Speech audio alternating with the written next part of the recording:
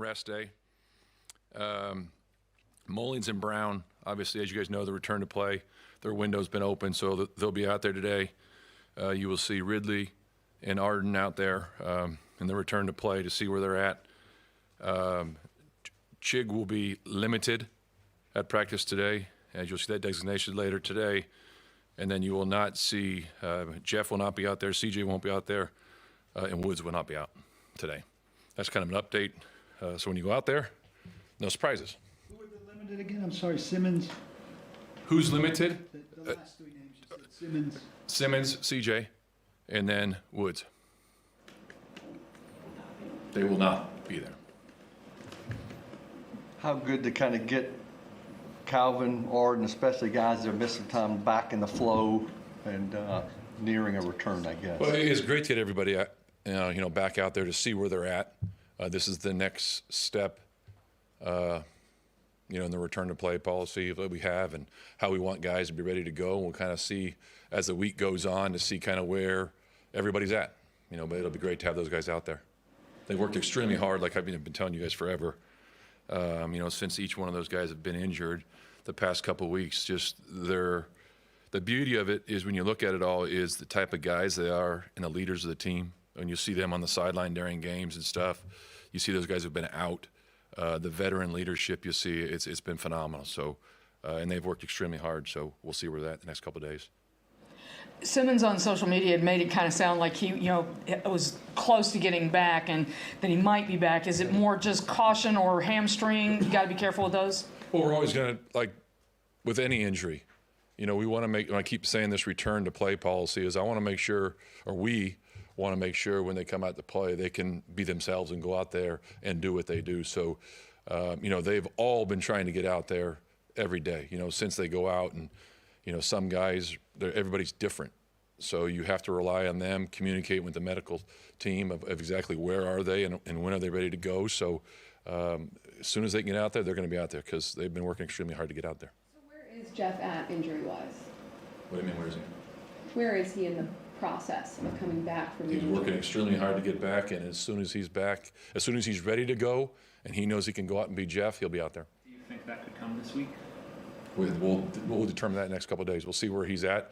I don't want to say one way or the other. He'll go through practice, and what he's doing right now, and then if he can go through a practice and do that and moving forward, we'll see the next couple of days where he's at. Like every player, a couple of guys will be out there today. We'll see where they're at, and they'll kind of have a better answer for you guys moving forward later in the week on where each player's at. Because it really is, and I'm not trying to hide anything here. I want the guys to be able to go out there and be themselves and go out there and fly around and be the players they want. And it's critical that those guys can go out there and do that. What's Isle Manor need to do maybe to get back to where he was when he was at the top of his game? Well, I think, there's going to be the ups and downs of every game that you're playing in. And as a young player, we've said this about a lot of guys, you're learning and there's growth that you're looking for.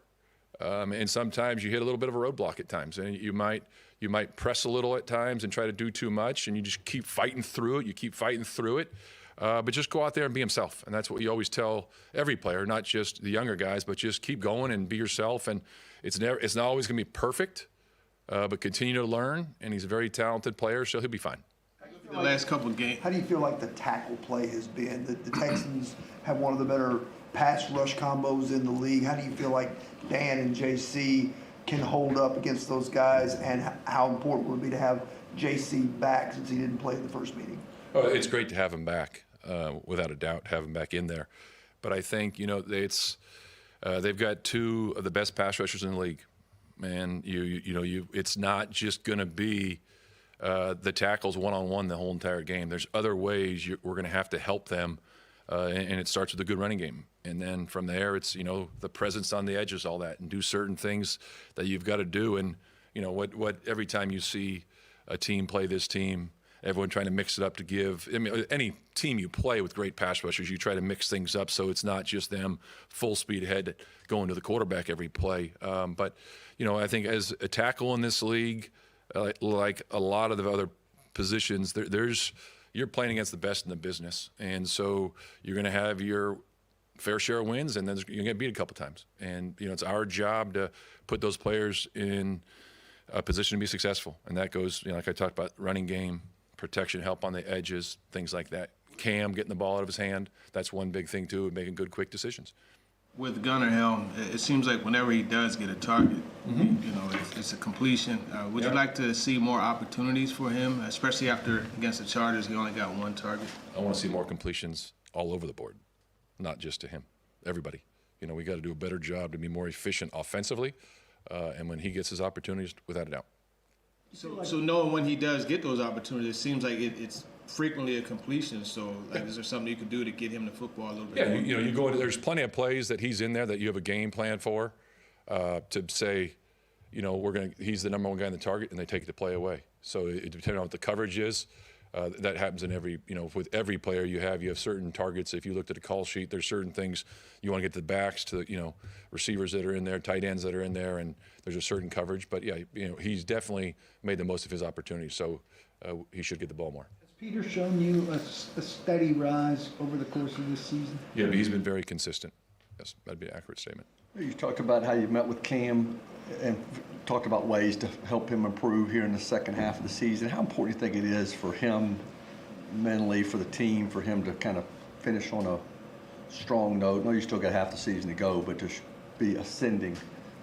Yeah, that's one thing, we always talk about is trying to get better every game, and especially, being a rookie quarterback in this league of just continue to learn.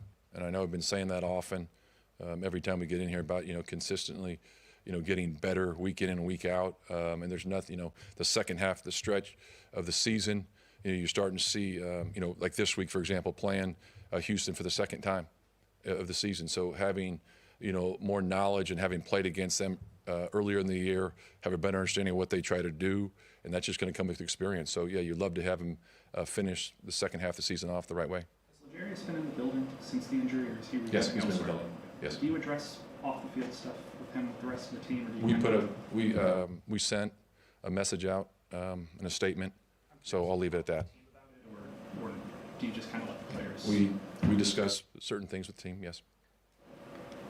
You, I guess, some uncertainty about who their quarterback's going to be. You just prepare for their offense this week. Well, I think they have the system in place, and I think with regards to who plays, they're going to focus on their system first, and then there's going to be a couple things that, depending on who that guy is, they might lean on a little more. But I think their system is well established on what they want to do. If you watch, looking at the tape and seeing regardless of who's playing, and then you obviously you lean on what players do best. Scoring is always a top of the list goal, but when you play a team for a second time after they shut you out the first time, is there more of a drive to try to get on the board and make it very competitive? Well, you definitely got to score more points. That's a given. That's week in and week out. You're trying to score more points, so that is a key. With the offense last in the league in yards per game, and your experience on the offensive side of the ball, Yep. in what areas do you think you could most realistically make some strides in this last chunk of the season to improve that? Well, like we talked about on Monday, success on third down, being more efficient on third down so that you sustain drives, keep them going. Someone may ask the question about, not crossing the 50-yard line and not this and that, but that all stems when you're good on third down. You keep drives going. Same thing you go into about scoring. When you're in the red area, it's those 4-point plays on third down. Do you keep the drive going, or do you got to kick a field goal? So that's the big thing, is be more efficient on third down to continue to keep the drive going. It's probably not something you can rank, but when you're talking about sustaining drives, third downs versus more explosive plays, is there one that's more of a priority of creating the explosive plays versus sustaining the drives, or do they kind of have to go hand in hand in your scheme? Well, I think third down is critical because you sustain those drives to give you more opportunities. If it's just trying to get explosive plays and throwing the ball downfield, if it's a lower percentage, so I would think, you like to do both, but I think number one, we got to make sure that we sustain drives and are more efficient so then you can take more shots. Okay? Okay, appreciate it.